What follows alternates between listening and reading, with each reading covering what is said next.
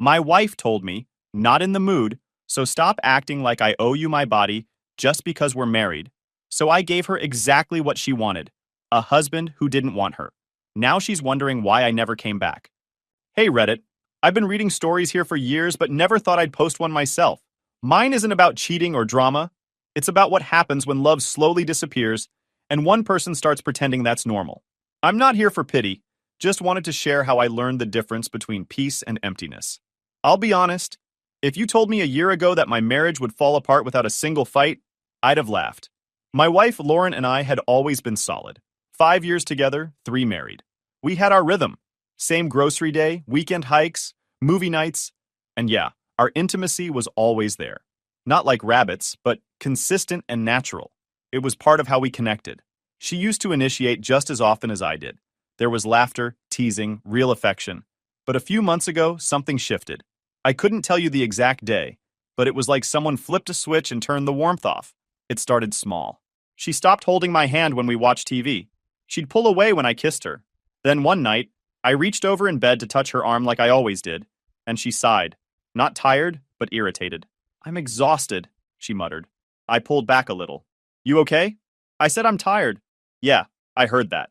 I meant, is something wrong? She rolled over, facing away from me. Nothing's wrong. Stop being annoying. I can't do clingy right now. That word hit me like a cold slap. Clingy? Since when did wanting to be close to my own wife make me clingy? She'd never talked to me like that.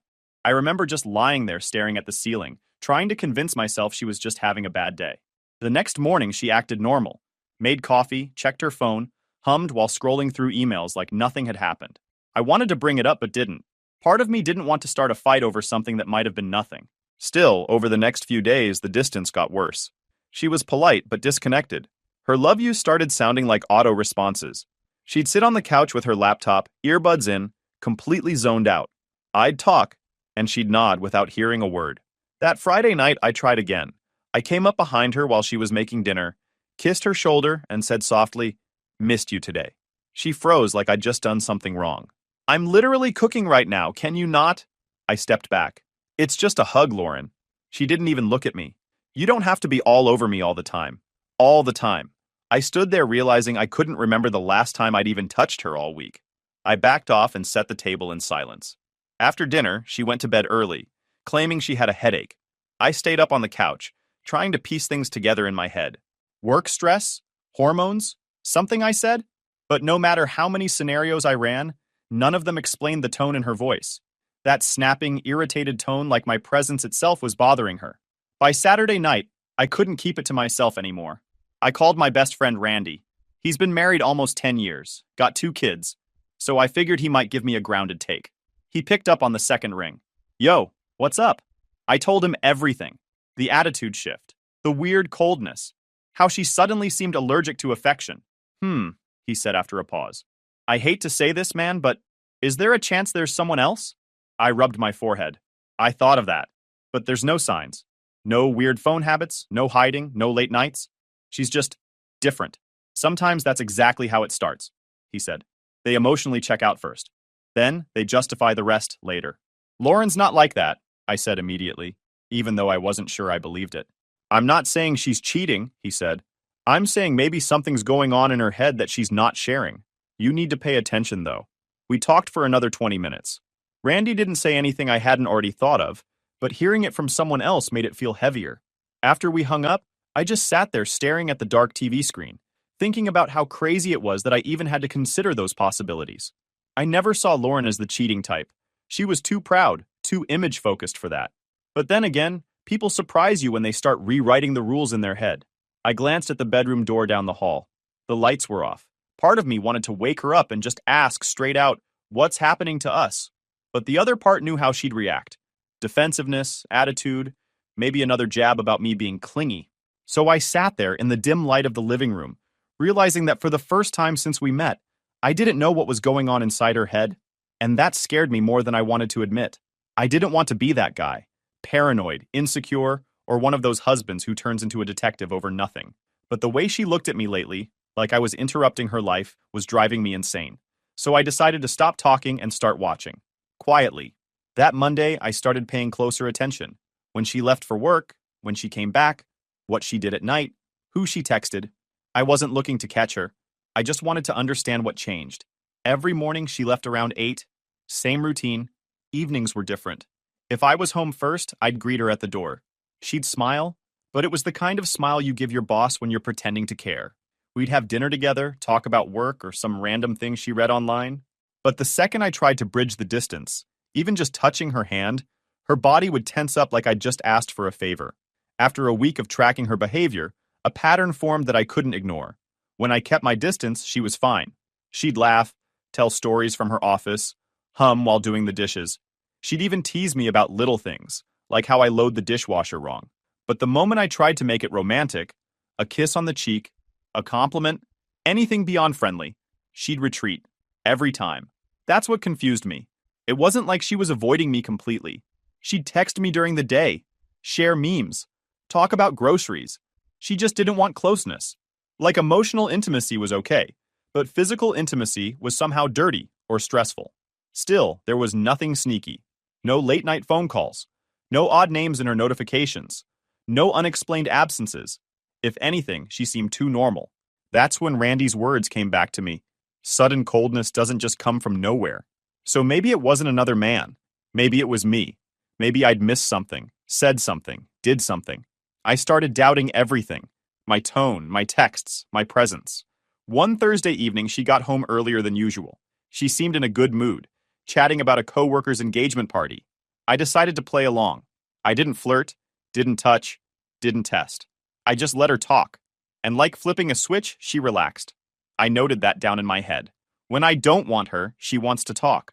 When I do, she shuts down. I couldn't shake the thought that maybe she was replacing me emotionally. Maybe not physically, but emotionally. Someone at work, maybe. A coworker she could be herself around without all the pressure. But again, there were no signs. That weekend, something happened that tested my patience. Saturday morning, she went for a shower, leaving her laptop open on the couch. Normally, she was careful about logging out or closing tabs, but this time, she must have been in a rush. I stared at the screen. Her email inbox was open. I sat there for a solid minute, fighting myself. I wasn't the snooping type. I hated the idea of invading her privacy. But at the same time, I couldn't stand being in the dark anymore. If she's hiding something, I told myself, I need to know. So I did it. I checked her emails first. Work stuff, random subscriptions, a few messages with her sister about redecorating the guest room. Nothing strange. Then I looked at her social media. Just the usual posts about books, dogs, and self-care. I even opened her message history. No sketchy conversations, no flirty emojis, no deleted threads. Everything was normal. And that hit me harder than finding something would've. If there'd been another man, at least it would have made sense. At least there'd be a reason for her behavior. But there was nothing. Just a clean inbox, a normal chat list, a wife who'd emotionally vanished without explanation. I closed the laptop right before I heard the shower stop. My hands were shaking. Not from guilt, but from frustration. When she came out, wrapped in a towel, she smiled faintly and said, "Can you hand me my phone?" Her tone was casual, too casual. I handed it over and watched her scroll while walking to the bedroom. No secretive look, no guilt. Just her, acting like everything was fine. I sat there on the couch, staring at the screensaver spinning across her laptop. I felt like an idiot for checking. Later that night, while she scrolled through her phone in bed, I said quietly, "You've been distant lately." She didn't look up. "You're imagining things." "I'm not," I said. "You barely touch me anymore." "Not everything's about that, Jake." Her tone had that sharp edge again. "You make it weird when you turn every little thing into something dramatic." I wanted to argue, but I didn't. There was no point. After she fell asleep, I sat on the edge of the bed, thinking about how insane it felt to be married to someone and still feel like a stranger in your own home. There wasn't another man. There wasn't cheating. There wasn't some secret hidden in her phone or laptop. There was just nothing. And somehow, that felt worse than betrayal. At least cheating would have had a reason behind it. This just felt like she'd slowly decided I didn't matter anymore and forgot to tell me. So I did what any logical guy would do. I tested things. I stopped trying altogether. No hugs, no kisses, no flirty comments, just routine. I wanted to see if she'd notice. She didn't. In fact, she seemed lighter. She smiled more, laughed at random videos, even made small talk over dinner. The moment I stopped showing affection, she came alive again. I couldn't wrap my head around it. I wasn't some desperate romantic. I was steady, grounded, but I couldn't understand how my own wife could look happier when I treated her like a roommate. It went on like that for about 2 weeks.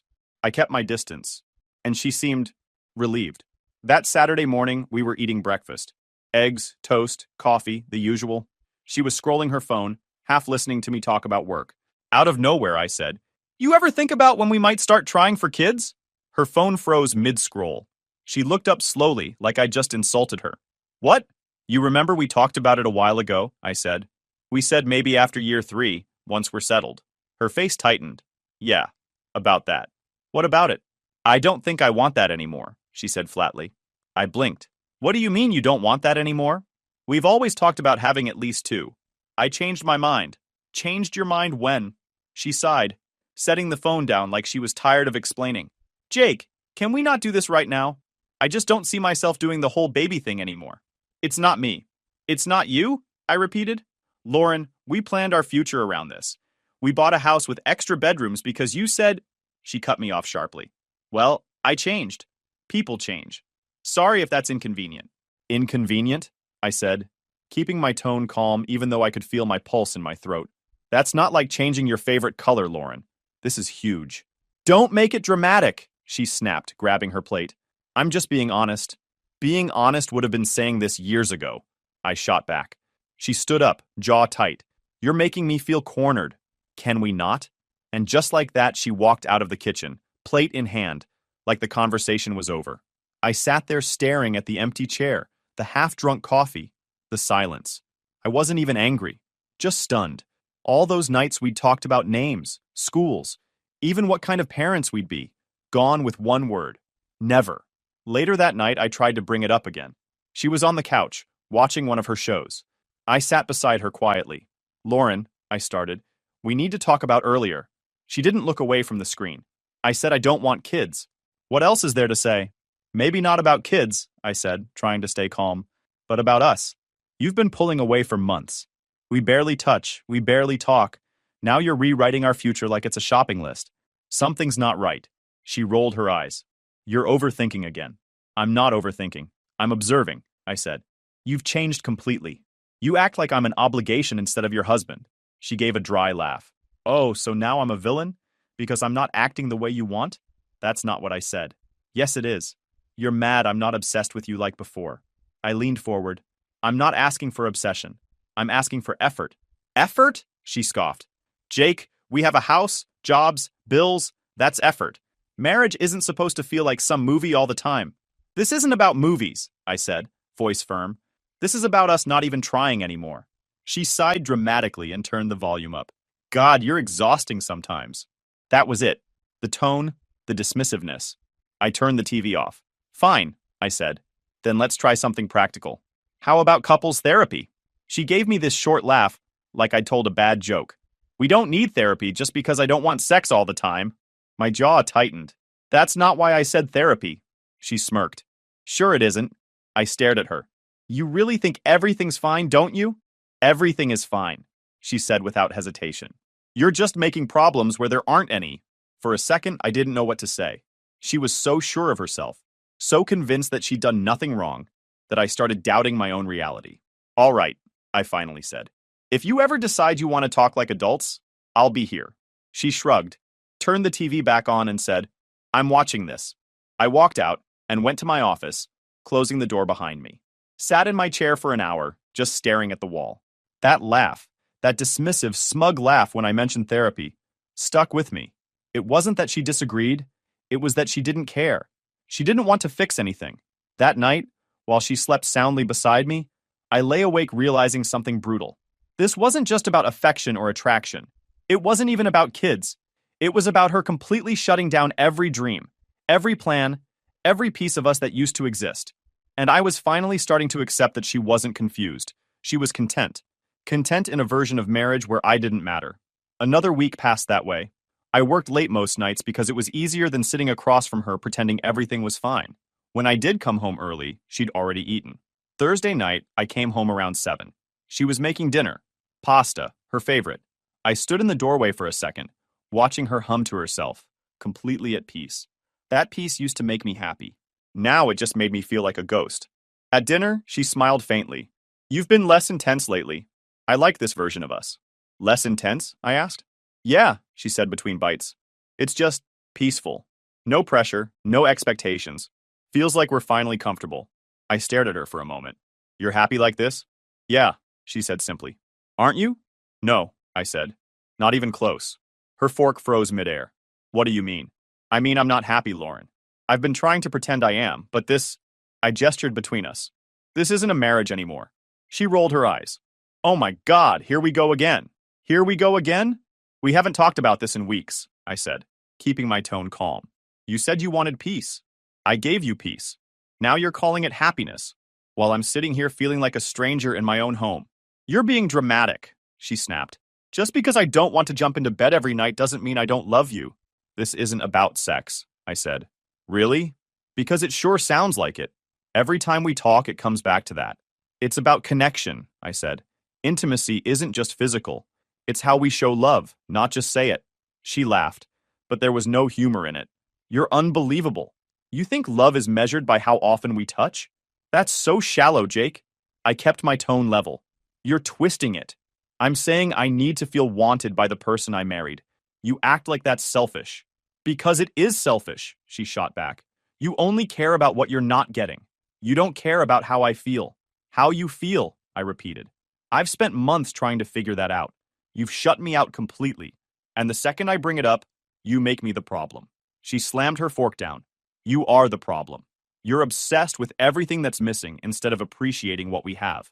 I work, I come home, I share my life with you. What else do you want? I want my wife, I said quietly. Not a roommate who happens to wear my ring. She gave a dry laugh. Maybe you should have married someone who wants to play house every night. I'm not that person. Yeah, I said. I'm starting to see that. Her face hardened. What's that supposed to mean? It means I've been holding on to the version of you that actually cared about us. The one who wanted a life together, not just a routine. She leaned back in her chair, arms crossed. So what? Now you're threatening to leave? Because you're not getting enough attention? I shook my head. I'm not threatening anything. I'm being honest. Honest, she repeated mockingly. You think you're the only one struggling? You think it's easy for me? Constantly being pushed to do things I don't feel like doing? I'm not pushing you, I said firmly. I stopped pushing months ago. You wanted space, I gave it to you. You wanted quiet, I gave that too. And you know what? You're still unhappy. You just call it peace. She glared at me, breathing hard. You're unbelievable. You twist everything. You make me feel guilty for not being some perfect wife who worships you. I never asked for worship, I said, keeping my voice even. I asked for partnership. She stood up, her voice rising. You just want control. That's what this is. You can't handle that I'm not bending to your needs anymore. I looked at her steadily. You know what's crazy? I've never once tried to control you. You, on the other hand, have decided that every normal part of marriage, affection, closeness, communication, is optional when it stops suiting you. She pointed at me like she was scolding a child. You're twisting my words again. No, I said. I'm just finally calling them what they are. She stared at me for a few seconds, then said coldly, If you're that miserable, Jake, then leave. The room went silent. The only sound was the low hum of the refrigerator. Is that what you want? I asked quietly. She didn't hesitate. I want peace, and you clearly can't give it to me. I nodded slowly, studying her face. There was no anger, no sadness, just finality. Okay, I said. Then I won't stand in the way of your peace. Her expression flickered for half a second, maybe confusion or surprise, but I didn't stick around to decode it. I stood, took my plate to the sink, and rinsed it. She didn't say another word. That was the night I decided I was done. Not in rage or heartbreak, just clarity. If she wanted a life without pressure, without closeness, without me, I'd make sure she got it. I woke up the next morning feeling clear. Not calm, not angry, just done. The decision didn't feel emotional. It felt like finally exhaling after holding my breath for months. While she got ready for work, I sat at the kitchen table sipping coffee. She said goodbye like any normal day, kissed the air near my cheek, and left. That tiny space between us said everything. The second the door shut, I pulled out my laptop and searched for divorce attorneys. It felt strange seeing the word on the screen, but I didn't hesitate. I found a reputable firm nearby and booked a consultation for the next morning. No hesitation. No second guessing. After the call, I looked around the house, our house, and realized how lifeless it felt. Every room looked staged, like a display in a furniture catalog. Nothing personal anymore. Her candles, her books, her perfect little arrangements. I could barely find traces of myself in it. I opened the closet and started packing my things. Slowly, carefully. Shirts, shoes, watch, chargers. I didn't grab everything, just what was mine.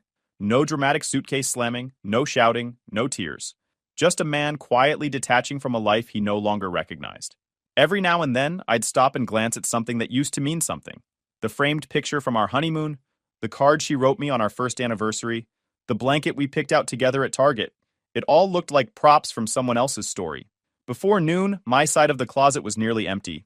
I left the hangers on the floor. The place looked hollow. I sat on the edge of the bed for a long time, thinking about what to say. I didn't owe her a long letter. I'd said everything worth saying already. She just never listened. So I grabbed a notepad and wrote, "You wanted a roommate. I want a wife." That was it. Clean, final, and true. I left the note on the kitchen counter where she'd see it first thing when she walked in. The ring came off next. I stared at it in my palm for a moment. A simple band, nothing fancy. It used to symbolize something real. Now, it just felt like a reminder of how easily people can stop caring. I didn't want to throw it away, so I drove to a small pawn shop downtown.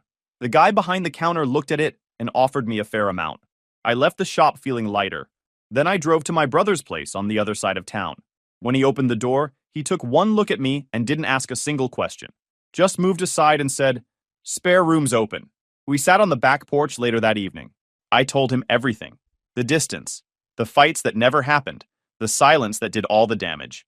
He didn't say much, just nodded. At the end, he said, "Man, you held on longer than most would have." I shrugged. I kept thinking she'd come around. He gave a sad half smile. People like her don't come around. They get comfortable. He was right. That night, I lay in the guest bed, staring at the ceiling, feeling the kind of quiet that doesn't ache, just exists. I expected guilt or sadness to hit me, but it didn't. Just clarity. Around 9, my phone buzzed. Her name lit up the screen. I let it ring. A voicemail popped up, then another, then another. By the third one, curiosity got the better of me. I played the first. "Hey, where are you? Your stuff's gone. What's going on? Call me." The second one came a few minutes later, sharper. "This is ridiculous, Jake. Whatever you're trying to prove, just stop. You can't just leave without talking." The third was louder. "You don't get to do this. We're married. You're acting like a child." Then came the shift. Her voice cracked a little.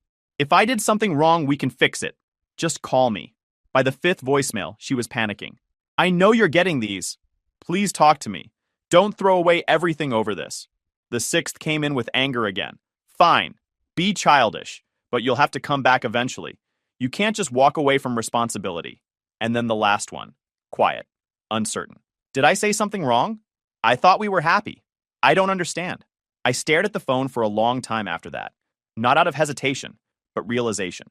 She really didn't understand. She thought this was about one fight, one misunderstanding, not the months of her choosing distance over love. I played the last message again. Her voice was shaking, softer than I'd heard in a long time. But even then, it wasn't regret. It was confusion that her peaceful setup had finally fallen apart. I typed one short text. "You wanted peace. You have it now." Then I blocked her number. For the first time in months, I slept through the night. No overthinking, no hope, no dread. Just silence. The kind that finally felt right. But silence doesn't stay silent for long. 2 days later, she showed up at my job. I was in the middle of a meeting when my coworker poked his head into the conference room. Jake, there's a woman asking for you at the front desk. Says it's urgent." I already knew. When I walked out, she was standing by reception, arms crossed, wearing that familiar mix of anger and disbelief. The receptionist looked uncomfortable. "Jake, we need to talk," she said. I kept my voice even. "You shouldn't be here, Lauren. You left me no choice," she snapped. "You disappear, block my number, and expect me to just... What? Pretend this isn't happening?" I gestured toward the hallway. "You can't do this here." "I'll wait in the parking lot then," she said firmly. "But you will talk to me." Security ended up escorting her out 15 minutes later after she refused to leave the lobby. My manager didn't even look surprised. Just said, "Rough week, huh?" and went back to work. They logged the whole thing and issued a no trespass notice, which meant if she showed up again, it'd count as harassment. It happened again 3 days later. Different outfit, same scene. Security walked her out again and logged it as a second violation, telling me they'd involve police if it happened again. That's when I contacted my lawyer to speed up the divorce process. She responded by contesting it. Her claim? I'd abandoned her over sex. When I read the paperwork, I actually laughed out loud. It was written like I'd stormed out because she skipped one date night. Her lawyer painted me as some emotionally stunted husband who couldn't handle maturity. My lawyer, a calm, older guy named Harris, read the documents and sighed. She's trying to frame this as a moral abandonment case. Common tactic when they don't have grounds for fault. She's got no idea what this was really about, I said. She doesn't need to, Harris replied. That's my job. He built a case around emotional neglect and loss of marital support. We had texts, emails, and my written notes between her and me from the months leading up to it. Nothing dramatic, just proof of her indifference. Harris said judges see that kind of pattern all the time. When the first hearing came, she showed up looking like she'd rehearsed the part of the wronged wife. Neat blazer, no tears, but plenty of sighs. Her lawyer stood and said, "My client was blindsided by her husband's abrupt abandonment. He made no effort to communicate or resolve issues through counseling. He simply decided physical dissatisfaction justified ending a marriage." And when it was Harris's turn, he stood calmly and said, "Your Honor, what my client ended wasn't a marriage. It was a one-sided arrangement where his emotional and physical needs were ignored for months. He did try to communicate. He was dismissed. He suggested counseling. He was mocked. This was not impulsive. This was survival." She glared at me the entire time, eyes sharp, jaw tight. The judge ordered a temporary separation period before finalizing anything. That dragged on for months. During that time, our mutual friends started taking sides. Some texted me quietly saying they understood, that they'd noticed how withdrawn she'd been at gatherings. Others sent long messages about how marriage takes work, and you don't just give up when things get hard. One even said, "She's devastated, man. She really loves you. But love without effort isn't love. It's comfort." Meanwhile, she started struggling with money. Mutual friends mentioned she'd complained about the mortgage being too much on her own. Still, she told everyone she was fine, that she just needed time to heal, and that I'd come back once I cooled off. Apparently, she even told her sister that I was having a midlife crisis. I was 33. 6 months later, the divorce was finalized. No extra drama, no fighting over stuff, but life has a way of throwing one last scene in for closure. It happened on a random Tuesday afternoon. I stopped by a coffee shop near work to grab something before a meeting. The place was quiet, almost empty. I was scrolling through my phone while waiting for my drink when I heard a familiar voice. "Jake?" I looked up. Lauren stood near the entrance, holding a book and a to-go cup. She looked smaller somehow, thinner, more tired. The confidence she used to wear like armor was gone. She walked over slowly. "I didn't think I'd run into you." "Yeah," I said. "Small city." We stood there in awkward silence for a moment before she spoke again. "You look good." "Thanks." She hesitated, then said softly, "I've been thinking maybe we could talk. Not about getting back together or anything, just talk." I shrugged. "Talking didn't do much last time." She sighed. "I know. I get it now. Maybe I was too cold, too rigid. I could have been more understanding. Maybe we could try again. I can accommodate what you need." That word, accommodate, made something inside me close off completely. I shook my head. I didn't want to be accommodated, Lauren. I wanted a wife who actually wanted me. She froze. Her lips parted like she had something to say, but nothing came out. I put my coffee down, looked her in the eye, and said quietly, "You wanted peace. You got it. I'm not part of it anymore." Then I walked out. When I got back to my car, I sat there for a minute. Not out of sadness, out of relief. For the first time, I didn't feel haunted by what happened. I didn't feel guilty or bitter. I just felt free. The kind of freedom that comes when you stop waiting for someone to understand what they never will. That's what I had now. A year later, life looked nothing like it used to. I'd moved into a smaller apartment closer to work, got back into running, and started cooking again. My mornings didn't feel heavy anymore. There wasn't tension waiting behind every door. And then there was Emma. I met her through a mutual friend at a small cookout. She was the type of person who made conversations easy. No games, no guarded tone, no pretending.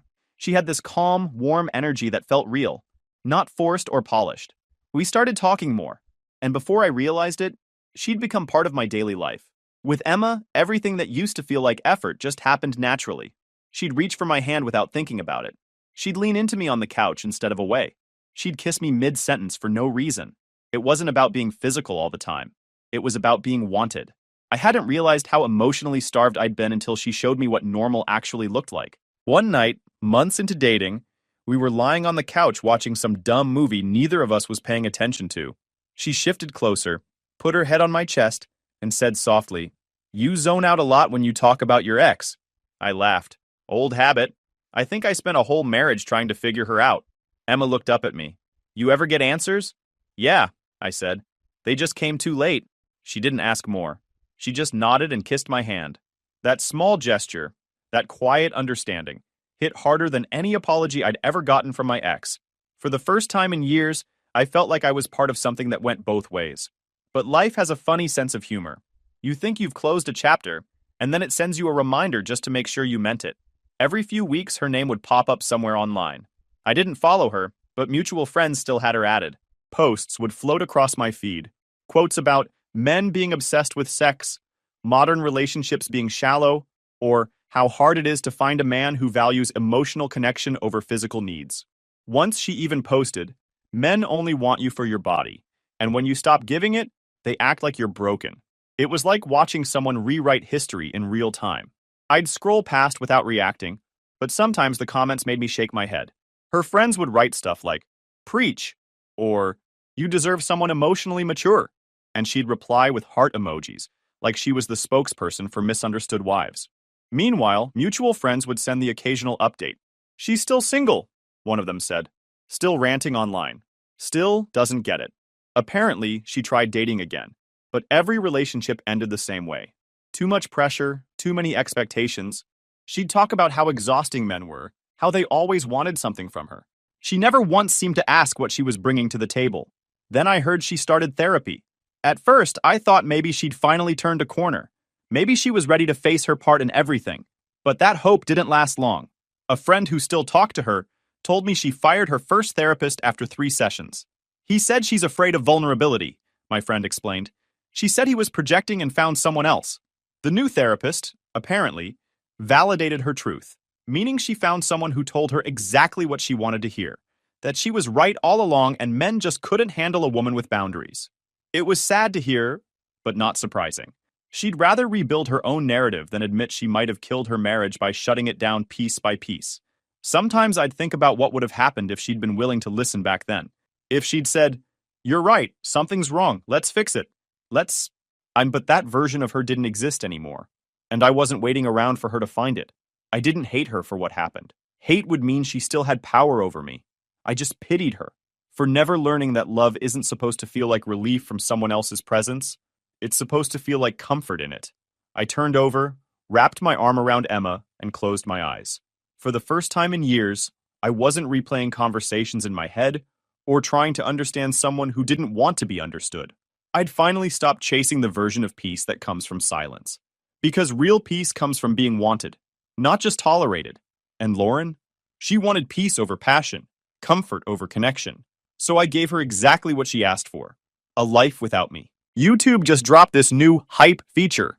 If you're hooked on this story, smash that hype button. It tells YouTube this video deserves to blow up, and it keeps even crazier stories coming your way.